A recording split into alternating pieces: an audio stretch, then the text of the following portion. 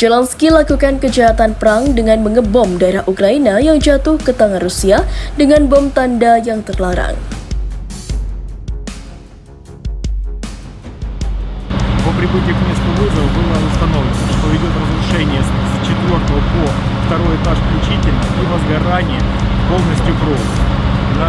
Пожар был по повышенному.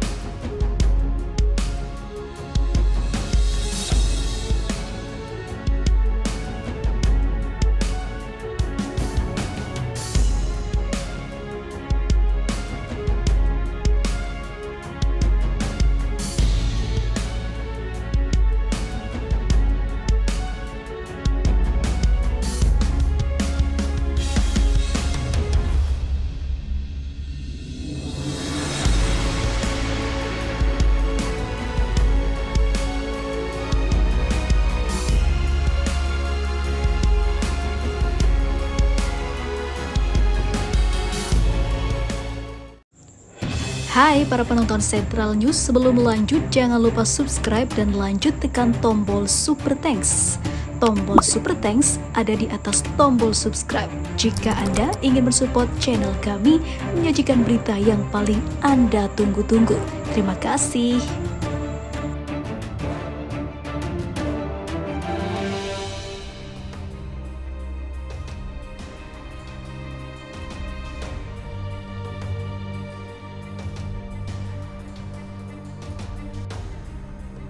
ICC turun tangan jemput paksa di pelawak. Siapa bilang Putin kejam? Yang faktanya malah si pelawak yang tega menghujani 3 distrik di Donetsk yang telah dikuasai Rusia dengan bom terlarang sehingga menghabiskan banyak penduduk di sana. Aksi geram Ukraina yang malah menghabisi warganya sendiri di wilayah itu telah membuat banyak petinggi barat meminta agar presiden pelawak ini diadili dengan dakwaan kejahatan perang sadis. Pasukan Ukraina telah menghujani kota Donetsk dengan bom tandan.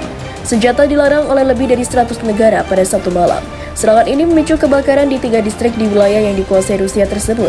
Pusat Kontrol dan Koordinasi Bersama untuk Republik Rakyat Donetsk mengatakan 4 putaran bom tandan dan juga bom kluster 155 mm ditembakkan ke pusat kota semalam.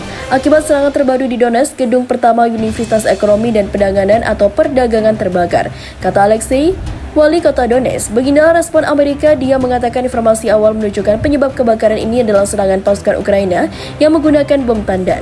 Selain universitas, kata Kulemzin, serangan bom terlarang ini juga menargetkan kedamaian pribadi dan sasaran sipil lainnya. Ukraina yang menerima pasukan bom tandan dari Amerika Serikat bulan lalu telah berjanji untuk menggunakannya untuk mengusir konsentrasi tentara Rusia. Menurut JCC, serangan bom tandan oleh Ukraina ini terjadi setelah setidaknya 3 orang tewas dan 10 lainnya luka-luka akibat pengeboman oleh pasukan Kiev di kota tersebut pada Senin lalu. Militer Ukraina belum berkomentar terkait laporan serangan bom tandan di Donetsk. Bom tandan telah dilarang oleh lebih dari 100 negara karena dampaknya yang menghancurkan terhadap warga sipil. Selongsong kluster biasanya dirancang untuk terbuka di udara dan melepaskan puluhan atau bahkan ratusan subsidi atau submunisi yang dapat memenuhi area yang luas dengan bahan peledak. Mereka cenderung memiliki tingkat kegagalan yang tinggi, menimbulkan risiko bagi warga sipil dari amunisi yang tidak meledak selama beberapa dekade setelah konflik berakhir. Sekedar diketahui, Donetsk merupakan kota di wilayah Ukraina Timur yang telah melepaskan diri dari pemerintahan Ukraina yang berbasis di Kiev. Pada September 2022, kota ini memiliki bergabung dengan Rusia melalui referendum. Namun Kiev dan sekutu baratnya tidak mengakui referendum tersebut dan menganggapnya sebagai aneksasi ilegal. Diserang rudal dan drone Rusia, ibu kota Ukraina diguncang ledakan besar. Beberapa ledakan besar mengguncang ibu kota Ukraina Kiev akibat serangan rudal dan drone Rusia Senin dini hari. Menurut para pejabat Ukraina, ini adalah serangan 2 hari berturut-turut menjadi serangan udara Rusia ke-15 ke Kiev atau dikenal di Rusia sebagai Kiev sepanjang bulan Mei. Sebuah rudal ditembak jatuh di Kiev, kata wali kota Vitali Klitschko di saluran Telegram.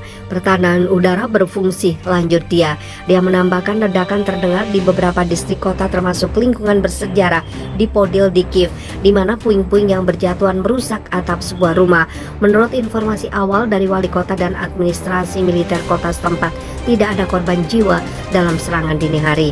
Serangan pada hari Senin menurut para pejabat merupakan kombinasi dari rudal dan drone Rusia, menyusul serangan drone terbesar yang diluncurkan di Kiev pada malam sebelumnya yang menewaskan 1 orang dan melukai beberapa lainnya. Para pejabat mengatakan pertahanan udara kota menembak jatuh 40 drone di dalam dan sekitar ibu kota pada dini hari Minggu. Menurut laporan Kiev Independent, sebagian besar drone itu adalah amunisi berkeliaran Shahed buatan Iran. Presiden Ukraina Volodymyr Zelensky berterima kasih kepada pasukan pertahanan udara karena telah melindungi negara dan meminta parlemen untuk menjatuhkan sanksi terhadap Iran karena memasok senjata ke Rusia, termasuk drone Shahed. Gelombang serangan Rusia terhadap Ukraina telah muncul beberapa kali dalam seminggu. Dampak dari serangan hari Senin belum diketahui. Kantor berita Reuters melaporkan beberapa ledakan keras ketika kota dan seluruh Ukraina berada di bawah peringatan serangan udara pada Senin dini hari. Dengan serangan balasan Ukraina yang telah lama dijanjikan untuk merebut kembali wilayah yang diambil oleh Rusia sejak memulai invasi skala penuh 15 bulan lalu, Moskow telah mengintensifkan serangan menargetkan infrastruktur dan pasokan militer. Sementara Ukraina hampir tidak pernah secara terbuka mengklaim bertanggung jawab atas serangan di dalam Rusia.